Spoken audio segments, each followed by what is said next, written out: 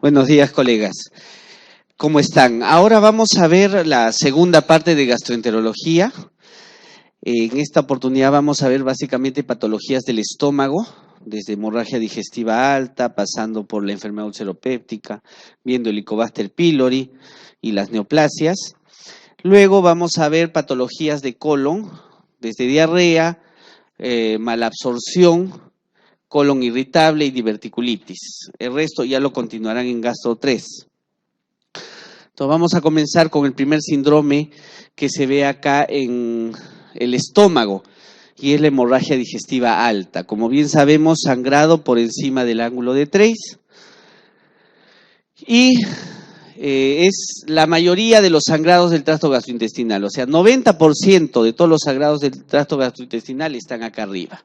El resto ya es hemorragia digestiva baja. La mayoría están acá. Y miren, su prevalencia, su incidencia es relativamente alta. No es tan infrecuente. Tenemos bastantes casos de eso. Y el compromiso hemodinámico es algo relevante, 20%. O sea, 20% de estos pacientes sangran lo suficiente para tener un compromiso hemodinámico y pueden ser mortales. En este caso, su mortalidad llega al 10%. Una mortalidad nada desdeñable. O sea, estos pacientes pueden morir fácilmente. Y el resto del porcentaje obviamente se va a limitar solitos, pero hay que considerar el 10% de mortalidad. También esto hay que considerar, la mayoría, 2/3 de los pacientes que han sangrado antes, el sangrado actual es la misma causa de la vez pasada, ¿no? Entonces, si el paciente había sangrado por enfermedad ulceropéptica, muy probablemente esta vez también lo sea, ¿no? Entonces, eso nos ayuda para el manejo de esta vez. Igual, si es por varices, esta posibilidad también es probable. En cuestión de etiología, de lejos, la causa más frecuente de sangrado de vías gástricas es la úlcera péptica. De 30 a 50%, la gran mayoría. Erosión gastroduodenal le sigue, esofagitis, varices, malleolaritis, enema gástrico. Miren, como el enema gástrico puede sangrar, sí, pero no es muy frecuente, no debuta como sangrado, o sea, como hemorragia digestiva alta. El sangrado será crónico y dará una anemia crónica por pérdidas. Algunas lesiones, como la lesión de Delafoy, es una malformación arteriovenosa que vamos a tener que ahí, y si esta sangra también tiene una posibilidad de que sangre bastante y llegue a tener un compromiso hemodinámico bastante alto. Otras malformaciones, angiodisplasias, por ejemplo, y demás, y otros. Viendo en sí, si nos preguntan cuál es la causa de sangrado más frecuente en paciente con cirrosis, va a estar la gastropatía hipertensiva y la enfermedad ulceropéptica, más que varices. O sea, varices es una causa importante en cirróticos, ¿no es cierto? Y con alta mortalidad. Pero ahí en sí no es la primera tampoco. La gastropatía hipertensiva es la primera causa en pacientes con cirrosis, gastropatía hipertensiva. Ahí tenemos, por ejemplo, una causa rara, la angiodisplasia, 1% de los sangrados, pero si esto sangra, tiene un compromiso hemodinámico bastante fuerte. Puede sangrar bastante y llevar a la muerte. Y si recurre esto, mayor aún. La clínica ya la sabemos, ¿no? Hematemesis es algo frecuente, puede ser sangre pura, un vómito porráceo directamente. Después, melena. La melena va a ser el producto de la digestión de esa sangre por todo el tracto gastrointestinal y no necesariamente nos indica sangrado activo, ¿no? Porque puede ser sangrado que ha pasado ya bastante tiempo, incluso 5 a 7 días después del sangrado activo vamos a tener todavía melena. ¿Podemos tener hematoquesia? Claro que sí, en poco porcentaje, pero podemos tener hematoquesia en casos de hemorragia digestiva alta. ¿Cuándo? Cuando hay sangrado masivo o cuando el tránsito intestinal está acelerado. O sea, si nuestro paciente, aparte de tener hemorragia digestiva alta, tiene diarrea, obviamente vamos a tener que el paso de la sangre va a ser más rápido y va a tener hematoquesia, sin el producto de la digestión, y no melena. obviamente vamos a tener nuestros signos de hemorragia. Mareo ortostático, o sea, al pararse, confusión, angina de pecho, palpitaciones, extremidades frías, húmedas. Esto ya por la hemorragia secundarias. Y nuestros signos de hipovolemia van a depender de cuánta sangre hemos perdido. Si hemos perdido una cantidad leve a moderada de sangre, taquicardia en reposo. Eso va a ser lo primero que vamos a encontrar. Nuestro paciente pálido y con taquicardia. Nada más. De repente ni siquiera en este momento vamos a tener ni hematoquesia, ni melena, ni hematemesis. Recién cuando perdemos 15% de nuestro volumen, vamos a tener hipotensión ortostática. O sea, nos paramos, nos sentamos y va a haber una disminución de la presión sistólica en más de 20 o aumento de la frecuencia cardíaca también en más de 20. O sea, trastornos de ortostatismo. Y cuando perdemos 40% de nuestro volumen, en promedio ya vamos a tener hipotensión supina, o sea, hipotensión basalmente. Entonces, esto nos permite saber cuánto hemos sangrado y acá también este cuadro nos permite ver la severidad de este sangrado. Y también nos va a servir para correlacionar el sangrado por una hemorragia digestiva baja. Hemorragia leve, obviamente está asintomático, hemodinámicamente estable, no hay taquicardia, o sea, no hay mareos ni ortostatismo, nada, todo está normal. Cuando va subiendo, el sangrado ya se va asintomático, obviamente hasta la hemorragia masiva, donde ya hay compromiso del sensorio, hay anuria, shock hipovolémico y demás. La clínica va a depender de la etiología, ¿no? Va a haber varias etiologías y cada etiología puede tener clínica aparte de la que hemos visto, o sea, de la clínica del sangrado. Por ejemplo, la enfermedad ulceropéptica, ¿qué tendrá? Sus antecedentes de haber tenido esta enfermedad, ese dolor tipurente en epigastrio, y en ese momento, en el examen, ¿qué vamos a encontrar? Dolor en cuadrante superior derecho o en epigastrio, cuando estamos ante una enfermedad ulceropéptica que haya causado hemorragia digestiva alta. Una úlcera esofágica habrá tenido o tiene en el momento también odinofagia, reflujo gastroesofágico, disfagia y obviamente el sangrado. Mallory-Weiss, como sabemos, debe tener vómitos y arcadas. O sea, son pacientes que están vomitando en forma incoercible y después hay sangrado. Lo bueno que este sangrado no es abundante, ¿no? Y se caracteriza por haber tos antes de esta hematemesis. ¿Ya?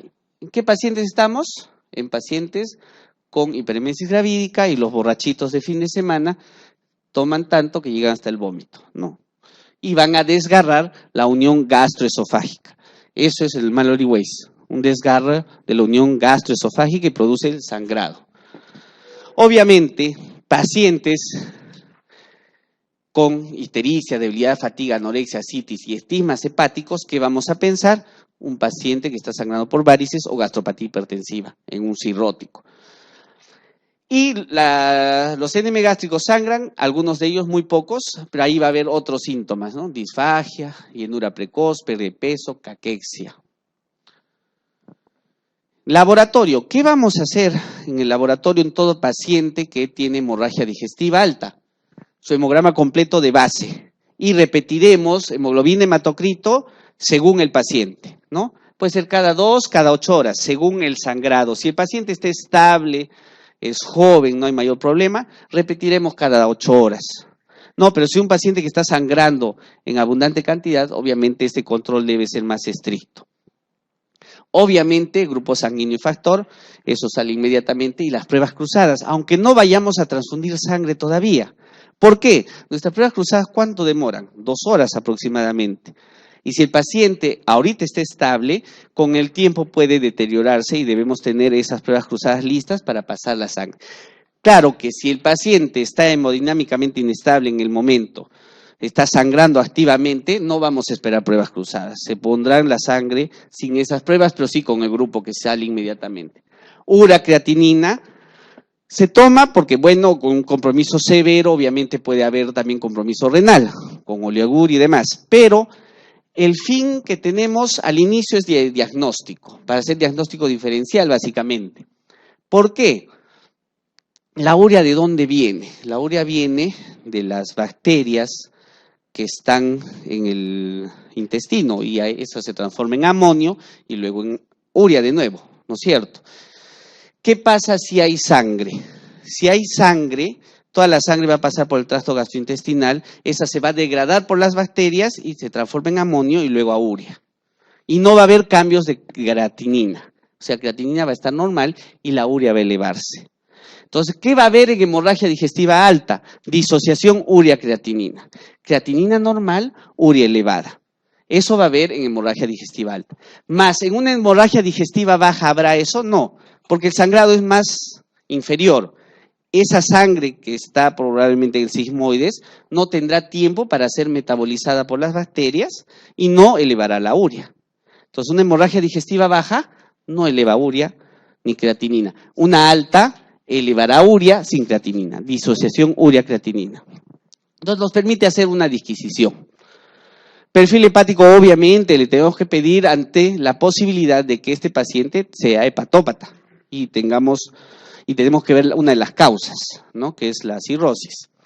Perfil de coagulación, obviamente también para ver el TP y correlacionarlo con el perfil hepático. Y obviamente otros trastornos de coagulación que pueden estar incluidos, ¿no? Plaquetopenia, otros trastornos que van a estar ahí. Y esto en algunos pacientes, sí debemos tomarlo, sobre todo en ancianos y pacientes que tengan coronariopatía crónica. Los ancianos, ¿por qué? Este anciano pierde sangre, ¿qué va a hacer? Hipoperfusión también a nivel del corazón y puede hacer isquemia. Entonces, nuestros pacientes pueden hacer isquemia y hay que monitorizarlos. Entonces, pacientes mayores de 65 años con HDA, monitorizar con electrocardiograma y enzimas cardíacas. A ellos, a los jóvenes, obviamente esto no va a ser necesario. La clasificación, hay varias clasificaciones dependiendo de la clínica y demás. Esta es una clasificación endoscópica y nos permite ver el manejo de cuánto tiempo se va a quedar nuestro paciente, si ya podemos darle de alta. Y tenemos esta clasificación, la FORES, por todos conocidos, y hay que tenerla en cuenta, pregunta de examen puede ser. FORES 1A, FORES 1, sangrado activo, ¿no? Está sangrando activamente. El 1A a chorro, el 1B babeante o en napa, ¿no? Recidiva, 67 a 95%. Estos pacientes pueden volver a sangrar, ¿no? Hay que tener cuidado. FORES 2, no hay sangrado, pero el vaso está visible o hay un coágulo rojo que está cubriendo ese vaso o un coágulo mancha negra, otro coágulo más antiguo, digámoslo así. O sea, este puede sangrar en cualquier momento. Si el vaso está visible, puede abrirse de nuevo o estos coágulos lavarse y sangrar de nuevo. También tiene posibilidad de resangrado, va variando. Y el FORES 3, fondo de fibrina. No hay sangrado activo, este paciente no hay problema, podemos mandarlo a su casa lo más antes posible. La recidiva 0%. ¿Eso qué es? FORES 1, sangrado en napa, 1B, ¿no? Está sangrando actualmente. Esto es FORES 2, ya no sangra, pero acá no sé si se logra ver, ahí está el vaso, acá. O sea, se ve el vaso. No sangra, pero está el vaso. Y acá tampoco sangra, pero hay un coágulo. Ya yendo a negro. Ya es un 2C, 2A. Y 3, ya no hay sangre, fibrina, nada más, ¿no? Ya el FORES 3. No hay mayor problema, este probablemente no recidive. Ahora, no solo tenemos la clasificación de FORES para ver estos pacientes con hemorragia digestiva, sino también tenemos una clasificación clínico-endoscópica que nos permite ver el riesgo, ¿no? Es el score de ROCAL, que nos permite ver varias variables. Miren, ahí influye la edad, a mayor edad, mayor puntos. El estado de shock, obviamente si no hay shock, 0, conforme aumenta es 2. Las comorbilidades, miren, renales, hepáticos y neoplásicos tienen 3. ¿Por qué? Esos también tienen trastornos de la coagulación inherentes y obviamente van a tener mayor riesgo. En cambio, estos tendrán por su enfermedad en sí, ¿no? Si no hay comorbilidades, 0. Diagnóstico endoscópico, si hay neoplasia o otras cosas, también da puntaje. y signos o estigmas endoscópicos de sangrado reciente que se ve en la endoscopía. Por ejemplo, si hay sangre en el tracto gastrointestinal alto, coágulo adherido, vaso visible, sangrado activo, o sea, el FORES 1 y 2 estaría acá y daría un puntaje, ¿no? Entonces, según esto, vamos viendo nuestro riesgo. Riesgo alto mayor de 5, intermedio 3 o 4, riesgo bajo 0 a 2. El 0 a 2, riesgo bajo, no hay que hacer mayor cosa, alta precoz, también no hay mayor problema. Ahora, como hemos visto, el anterior score era también o hacía uso del endoscopio. Este es para los que alguna vez no tenemos endoscopio a la mano. Por ejemplo, en mi hospital yo no tengo endoscopio sábado y domingo, feriado tampoco. No viene el gastroenterólogo, no tengo retén. O sea, no lo voy a esperar a gastroenterólogo todo el fin de semana hasta la endoscopía. Puedo darle de alta con esto, con un score solamente clínico. Es el score de Blatchford, ¿no? Que mide urea, que mide hemoglobina, la presión y otros parámetros, como son la insuficiencia cardíaca, hepática, síncope, melenas y pulso. Si mi paciente tiene 0 a 2, no hay problema. El score es bajo, puedo darle de alta sin endoscopía. La endoscopía puede programarse después, ¿no? No hay riesgo de sangrado o desangrado. Obviamente, si tiene un score más de 2, ese paciente sí se va a quedar hasta que tengamos la endoscopía. Y este es un score mucho más simple. Clínico, ¿se acuerdan del CURB 65, del BISAP para pancreatitis? Este es un score simplificado para hemorragia digestiva alta. El AIMS 65, que tiene estas variables. Albúmina, menor de 3, da un punto. INR, más de 1.5, da otro punto. Si el GLAJO está menos de 14, también da otro punto. Si la presión arterial sistólica es de 90 o menos, da otro punto. Y la edad mayor de 65, da otro punto. Y miren, la mortalidad según los factores. Si hay 0, mortalidad 0.03%. Si hay 1, 1%. El salto lo da acá, a partir de 2 factores con 3, 9, 15 y 25%. Entonces digamos que acá estos con 2 factores tendrán mayor cuidado, habría que tener más cuidado, y estos sin mayor cuidado, la mortalidad es muy baja, no hay mayor problema. Ahora, para el diagnóstico también obviamente vamos a usar la endoscopía, pero ¿cómo podemos, si hemos tenido un vómito porráceo, por ejemplo, no podemos saber si es sangre o no?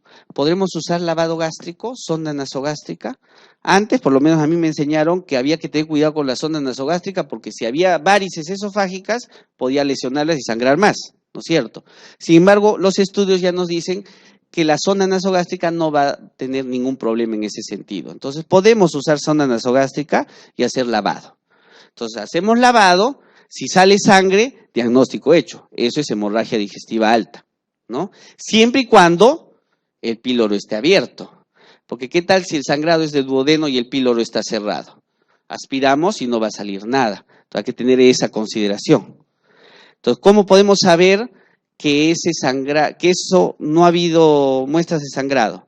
Aspiramos y también sale reflujo biliar, verdecito. Entonces, ¿eso qué nos demuestra? Que el píloro está abierto y no hay sangre allá más abajo. Ahí sí estaríamos seguros completamente que no hay hemorragia digestiva alta. Lavando y también demostrando que hay secreción biliar. Píloro abierto y no viene de más abajo.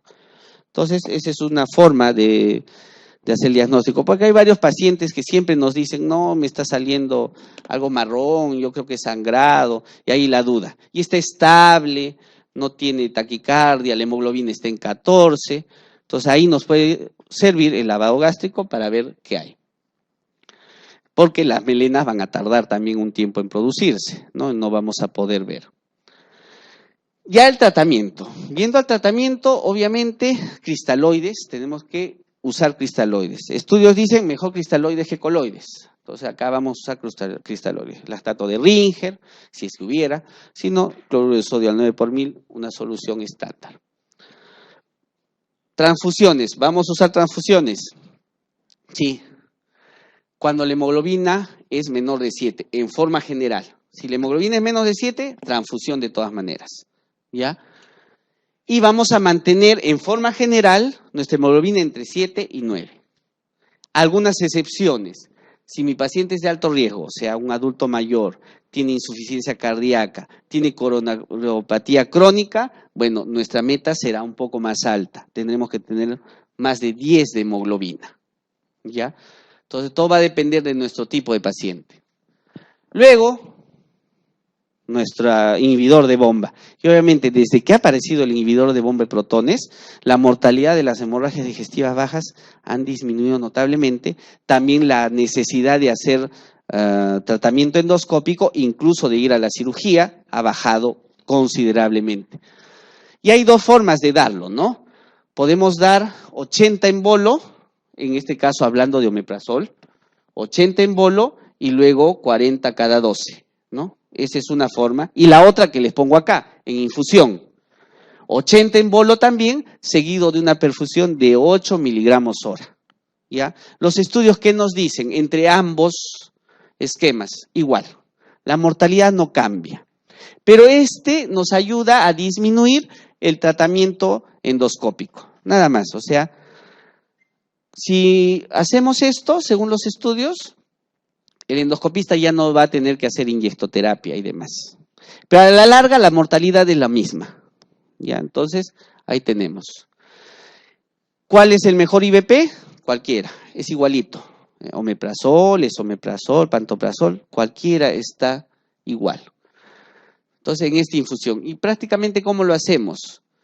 Podemos poner nuestras 2 ampollas de omeprazol STAT y 5 ampollas la ponemos en un cloruro y eso le pasamos en 24 horas. Así más o menos nos va a dar 8 miligramos hora.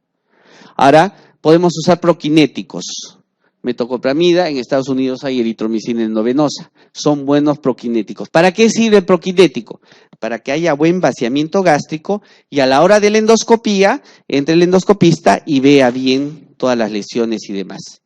¿Ya? Para eso ayuda la metoclopramida y la eritromicina. ¿Ya?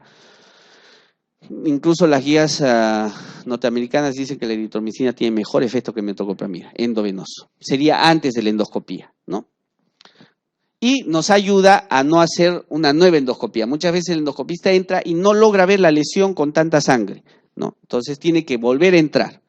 Entonces, esto estaría en ese sentido, para disminuir la tasa de hacer nuevas endoscopías. Obviamente la endoscopía alta va a ser también tratamiento, puede ser inyectoterapia con adrenalina, coagulación y demás. Y la cirugía. ¿Cuándo va a estar indicada la cirugía? Cuando hay descompensación hemodinámica que persiste a pesar de la transfusión de 6 paquetes globulares en más de 24 horas.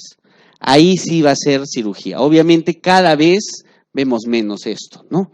La cirugía o que entre el cirujano en una hemorragia digestiva cada vez es menos frecuente. ¿Usaremos plasma? Sí, podemos usar plasma siempre y cuando los valores del TP estén prolongados en más de 20. Y usaremos plaquetas, sí, también cuando las plaquetas estén menos de 50.000. Ahí usaremos plaquetas y transfundiremos.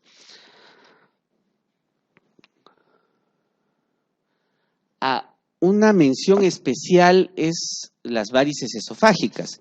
Si bien muy probablemente lo vean en Gastro 3, las varices esofágicas tienen un manejo especial. O sea, ahí no va a entrar el IVP. Lo que tenemos que entrar al inicio es una medida mecánica, la sonda de Sengstacken-Blackmore, ¿no? Se entra con el balón y eso se expande y hace compresión. Si es que no tenemos endoscopía en el momento ni los fármacos. El fármaco que se puede usar en varices esofágicas, ¿cuál es?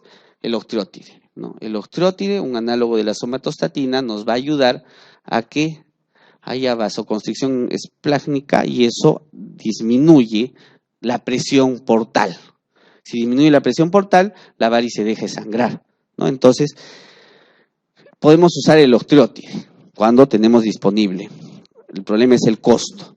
El octreotide se pone en la siguiente infusión: 50 microgramos en bolo,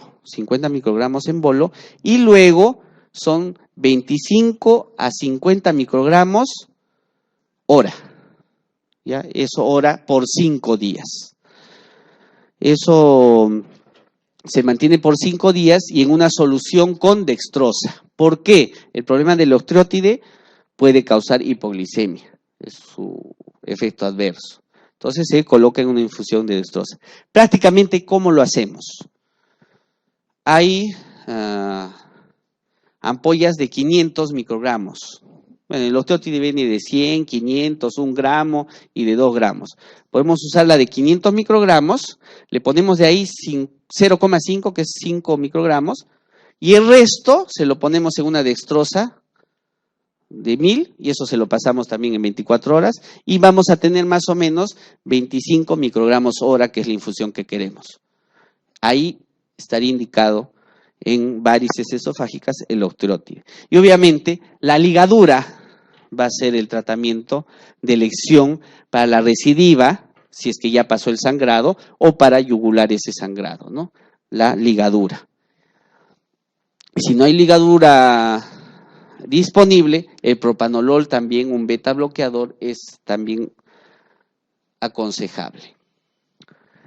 Criterios de alta, si tenemos un paciente con hemorragia digestiva, obviamente que no haya comorbilidades. Si mi paciente no tiene comorbilidades, está hemodinámicamente estable, puede irse a casa.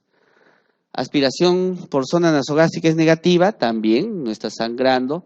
Signos vitales estables, la hemoglobina normal, que la fuente probable de sangrado sea identificada y que no se asocie esta fuente de sangrado con alto riesgo de resangrado. Ejemplo, sangrado por varices. Las varices pueden sangrar de nuevo. Eso tiene alta mortalidad. Obviamente, FORES 1, un sangrado activo, obviamente ese no le puedo dar de alta. Sangrado por lesión de Dulafoy, eso por ejemplo, esa es una lesión que puede sangrar mucho. Y una úlcera sangrante con estigmas de sangrado también. Entonces, esa es la hemorragia digestiva alta. Vamos a ver ahora una de las enfermedades más frecuentes en tracto gastrointestinal, la enfermedad ulceropéptica. La enfermedad ulceropéptica es una enfermedad muy frecuente y afecta a muchas personas. Y el principal causante, ¿cuál es? Esta bacteria, el Helicobacter pylori. Y después vamos a verla con más detenimiento. El Helicobacter pylori es 90% de la etiología de la úlcera duodenal y 70% de la etiología de la úlcera gástrica, HP. Los AINES le siguen en frecuencia. Sobre todo es 10 a 30% de la úlcera gástrica. O sea, en estómago, entonces, ¿cuáles son los principales? Helicobacter pylori y AINES. En duodeno, Helicobacter pylori. También está el gastrinoma, aumento de secreción de gastrina, por lo tanto mayor producción de ácido, lo vamos a ver después. Cáncer gástrico, ¿puede presentarse como una enfermedad ulceropéptica? Sí, o sea, como una úlcera, sí, en 5 a 10%.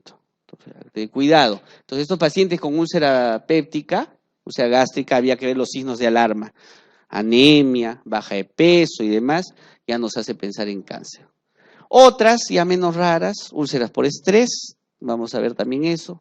Algunas virus, el citomegalovirus puede causar, el herpes, bifosfonatos, el alendronato puede causar esto, corticoides, el clopidogrel. Muchos pensamos, no le doy aspirina por evitar enfermedad ulceropéptica, le doy clopidogrel. Igual, también puede causar enfermedad ulceropéptica.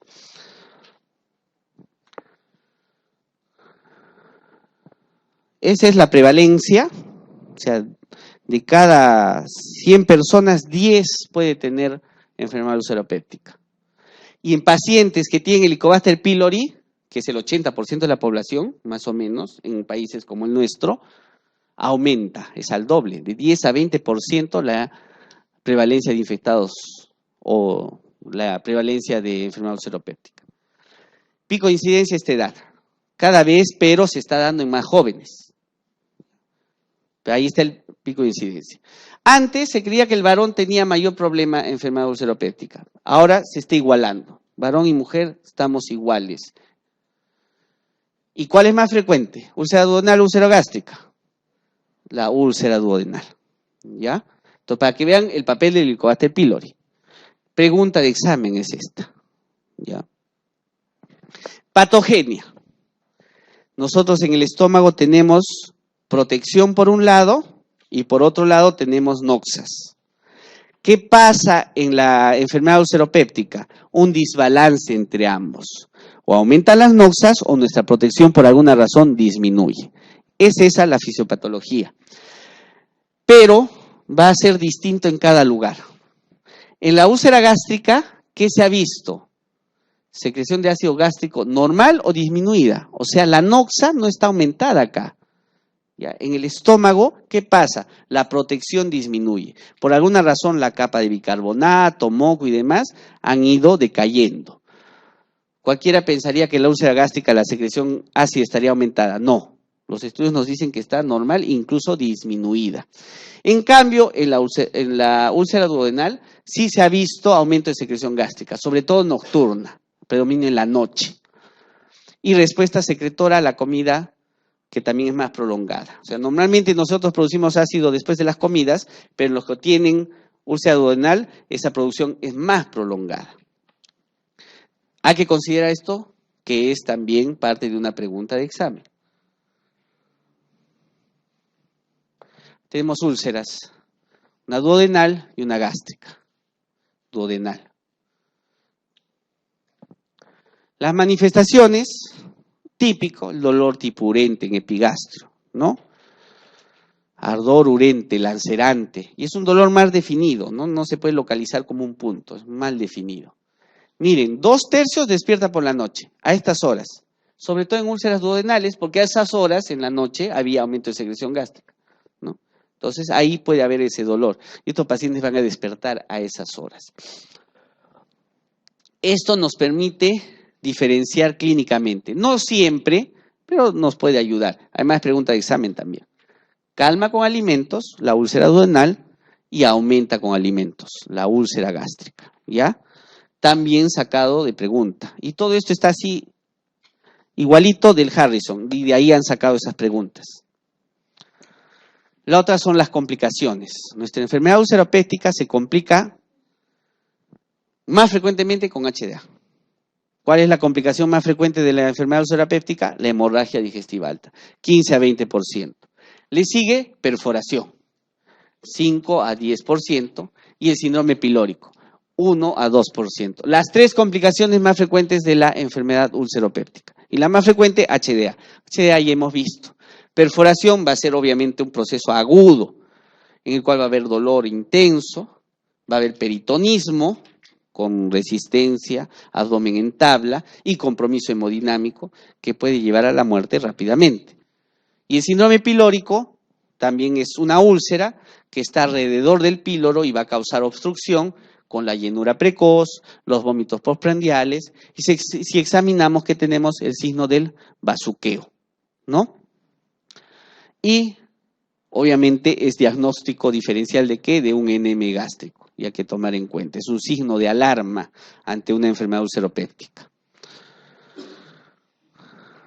Manejo, obviamente la endoscopía es para el diagnóstico y es el gol estándar. Endoscopía para ver la lesión y biopsiarla. Para biopsiarla y diferenciarla de una neoplasia. Y otro para, ¿qué? Tener o demostrar la presencia del Helicobacter pylori. Porque si está el Helicobacter pylori, tenemos que dar el tratamiento para el Helicobacter pylori. Entonces la endoscopía es importantísima en ese sentido. Endoscopía más biopsia. Y el tratamiento, si es que encontramos el Helicobacter pylori, será tratar esa Helicobacter pylori, ¿no? Y vamos a ver después los esquemas. Después está el fármaco de elección omeprazol, que ha demostrado, bueno, los IBP, inhibidores de bomba de protones, han demostrado ser superiores a cualquier otro. ¿Y cuál? Cualquiera, omeprazol, lansoprazol, esomeprazol, cualquiera tienen la misma tasa de cura, pero sí son superiores a otros. Si damos omeprazol, por ejemplo, 30 miligramos día por 4 semanas en úlcera duodenal y 8 semanas úlcera gástrica. Pregunta de examen también. ¿Ya? Podemos dar terapia de mantenimiento. Algunos pacientes pueden tener terapia de mantenimiento, o sea, terapias largas con omeprazol. sobre todo los pacientes que tienen síndrome pilórico, tienen hemorragias y ha habido recidiva de hemorragias, o sea, tuvo una hemorragia digestiva, volvió a tener hemorragia digestiva, ese paciente va a tener que recibir una terapia de mantenimiento. Y obviamente, si hay Helicobacter pylori, como les dije, también hay que tratar. Ranitidina, hay que darle un poco más de tiempo si vamos a dar, pero de todas maneras los estudios demuestran que esto es mejor que esto. Podemos dar citoprotectores antiácidos solo como sintomáticos, ¿ya? Porque, por ejemplo, antiácidos y sucralfato han demostrado ser mayores a placebo solamente en úlcera duodenal. Mayores al placebo un poquito, pero omeprazol le sigue ganando de lejos. Misoprostol también es mayor a placebo en estómago y en duodeno, pero omeprazol le sigue ganando de lejos. O sea, ahí va a estar siempre esto.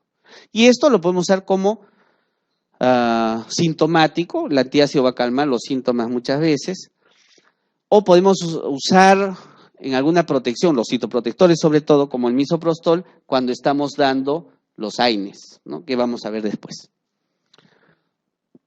Ahí está el gran causante de todo esto, el Helicobacter pylori. A esta bacteria le han achacado un montón de enfermedades. Actualmente está bien definido que qué causa: enfermedad ulceropéptica, gastritis crónica y linfoma tipo MALT del estómago. Eso es absolutamente demostrado. Y también su asociación con cáncer gástrico. ¿Ya? Esas son las 4 cosas que están demostradas. ¿Pero qué se le achaca también? Púrpura trombocitopénica inmune, anemia ferropénica, se le achaca aterosclerosis, infarto de miocardio, DCB isquémico, un montón de otras enfermedades, ¿ya? La incidencia del Helicobacter pylori variable.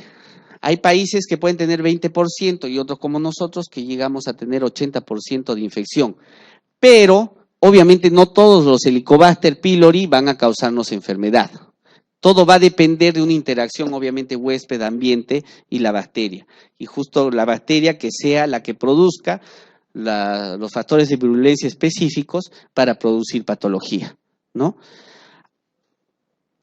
Entonces, hay que ver eso. Teníamos que tener también mala suerte entre todo esto para adquirir un Helicobacter pylori que pueda causar la enfermedad. Porque muchos de nosotros estamos infectados, ¿no? Pero de eso solo el 20% hacen enfermedad, de los infectados. Es un bacilo gram negativo, como lo ven, curvado, tiene una morfología espiral que le permite mucho una cosa, esa morfología, ese flagelo y esa motilidad que tiene, que le ayuda a colonizar el estómago y va a penetrar las capas, gracias a eso. Entonces su principal elemento de patogenicidad es esa movilidad y esa forma, nos permite entrar a las capas de la mucosa. Y este también es un elemento importantísimo en la patogenicidad, la ureasa. La ureasa tiene 3 componentes en la patogenicidad. Uno, irrita directamente, ¿no? O sea, va a causar inflamación directamente. Otro, cambia el pH del ambiente estomacal. O sea, reacciona con la urea, produce amonio y demás, y ¿qué produce? Un pH básico. Entonces, el cambio del pH alrededor de la bacteria, que le es más óptimo a ella. Y lo otro es que la ureasa también tiene una respuesta de anticuerpos, o sea, es un antígeno. Entonces, los anticuerpos van contra la ureasa y también van a ir, obviamente, contra la mucosa, causando más inflamación de la que causaba directamente. Entonces, es un factor de patogenicidad importantísimo. Y ahí está otro factor de patogenicidad. Todo lo que hace, ¿no? Al final la bacteria, ¿qué hace? Recluta células inflamatorias y interleuquinas, que esas van a hacer el cambio crónico en nuestra mucosa. Van a estimular células G para producir más gastrina, y esta gastrina que hace más ácido gástrico y al final también más lesión. Ahí hemos visto la movilidad, factor importantísimo, la ureasa. Esta catalasa directamente también hace lesión. Adhesinas que le permite unirse, lipasas, proteasas también hacen directamente lesión en la mucosa. Alcohol deshidrogenasa, ¿qué hace? Produce radicales libres y esos radicales libres también lesionarán directamente la mucosa. Esta proteína CAC es importante. ya que solamente es producida por algunas cepas de la Helicobacter y se le achaca que la función de lesión directa en la mucosa. Y por otro lado, las cepas que tienen CAC-A positivo también se les relaciona con factor de riesgo cardiovascular. Los nuevos estudios que están saliendo en ese sentido hacen que estas cepas también tengan otros factores de virulencia. Y este también es importante, esta proteína BAC-A. ¿Qué hace BAC-A? Estimula fosforilización de proteínas en las células, y esta fosforilización, ¿qué activa? Mitosis, o sea, activa el ciclo celular. Y si activa el ciclo celular, proliferación. Entonces, tendría que ver con ¿qué? Con proliferación y NM gástrico. Como les dije, no todas, felizmente, producen eso. Y otras proteínas que también van a producir inflamación, en este caso indirectamente, porque va a reclutar neutrófilos. Esa es la historia natural. Tenemos nuestra mucosa gástrica normal, viene el Helicobacter pylori y hace infección aguda. Infección aguda no hay mucho problema, la cosa es la infección crónica. Vamos a convivir con nuestro Helicobacter. ¿Y qué va a pasar con esa infección crónica? Estas tres posibilidades. Que haga una gastritis antral predominantemente, una pangastritis no atrófica y una gastritis de cuerpo, pero atrófica. ¿Ya? O sea, este es antral, este es de cuerpo y este es atrófica y una pangastritis no atrófica. Son las tres posibilidades. Si hace gastritis predominantemente antral, ¿esto qué va a desencadenar? Úlcera duodenal o puede estar asintomático. O sea, como que digamos que esta forma de gastritis es una de las inocuas. Esta pangastritis no atrófica puede causar linfoma malto. Y también ser asintomática. Ya, completamente. Y este es el problema. La gastritis atrófica en sí, como vamos a ver, es un factor de riesgo para cáncer. Y el Helicobacter pylori puede hacer gastritis atrófica. Y va primero a hacer metaplasia intestinal, displasia y cáncer gástrico. También puede hacer úlceras gástricas. La úlcera gástrica viene de esto. ¿Ya? Entonces, son todas las posibilidades que puede tener el Helicobacter pylori en la enfermedad ulceropéptica y en el NM gástrico y el linfoma malto.